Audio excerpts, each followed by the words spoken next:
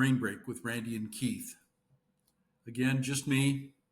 Sorry about that, but I will tell you a story from my life, and I wanted to share with you the experience of giving a family a blessing so that they could go to the temple. They were in a smaller town outside of Caracas, an hour and a half or so, called Maracay. And I was one of the missionaries in their community, and they got to know me.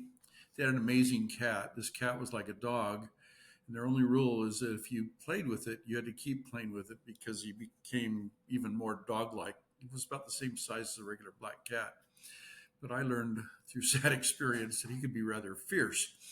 And so if my companion wanted to play with him hard, he could, but I was more content just to pet the cat. But anyway, so I came in a attitude of fasting and prayer to give this blessing to this family because they told me what it was about. And the father worked as a professor at the local school. He taught art. He's a very talented man. And they were lacking $700 to be able to purchase their trip. Now, I gave him the priesthood blessing and told him that he would be able to find a job that would allow him to come up with that money so they could go on that trip. And I then told my mission president about it, who then told a general authority who was visiting about it. And that general authority, when he came through, said, Elder, you need to be prepared to make up that $700 in case he doesn't find that job. And I'd never thought about it that way. I just knew he was going to find that job. So I told my dad to be prepared to put an extra $700 in my account. What we did down there is we'd write a check once a month to the National Bank, and they would cash that and put it into our accounts so we could use it. I also had a savings account there and ended up going home with quite a bit of money because I was able to live better than I thought I was going to have to. But anyway, at that time, I didn't have a lot of savings. So I kept praying for this man. My companion and I did. I know the bishopric did because they wanted them to be able to go to the temple as well. No one in this area, in the ward, had been to the temple yet. And so we were working with them on all kinds of projects to get their temple work ready so they could go. I wrote to the stake president there and asked if they could help this family stay because they didn't have extra funds for a hotel. And as I was about ready to go to the bank and get the money out and give it to him,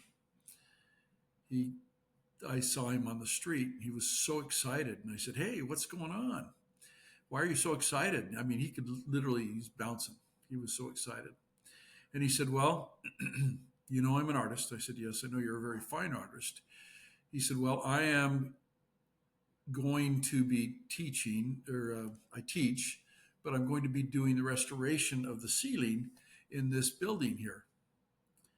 And I said, "What's this building?" So he walked us over, and he had a key already, and he opened us up, and it was like the lobby of a theater. He said, "I'm going to paint the ceiling." I said, "Really? What are you going to paint?" He says, "I don't know." He says, "But they've already paid me." He says, "I can take my family to the temple." And so until they went, he did the preparations. They knew he was leaving to go to Washington, D.C. And the thing I didn't know is when they got to the airport in Washington, D.C., there was a man an inch or two shorter than me, wearing a suit, holding up a sign with their name on it. He didn't speak Spanish. He took them out, put their luggage in the back of this limousine, and took them to the Marriott. And he took them in, basically talked to the front desk, gave them keys to the room. He took them up to the room, and he said to him in Spanish, very bad Spanish, they said, "Enjoy your stay." And they didn't know who he was. Well, this is Bill Marriott, the CEO of Marriott International, and also the stake president of the Washington, D.C. stake. My letter had gotten to him, and he decided to take things into his own hands and wanted the blessings for him and his family.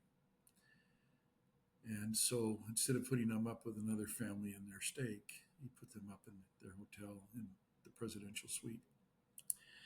Years later, I was working for Procter & Gamble here in the Phoenix area, and I just chanced to meet him when he was doing a random inspection of the Mountain Shadows Resort.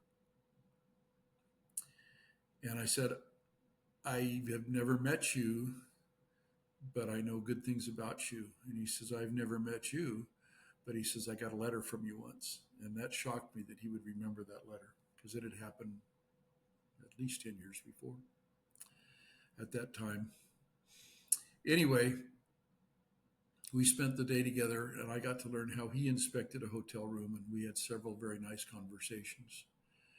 That family was able to go to the temple, and they stayed in an amazing hotel.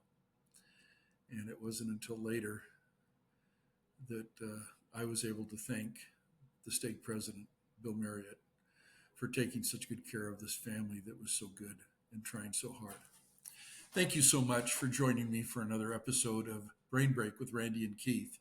I hope you'll like and subscribe. And if you could kindly tell your friends and family about us, that'd be even better. I hope you enjoy these stories. If you have any comments for me, any thoughts, I would appreciate that as well. Thank you, and have a great day.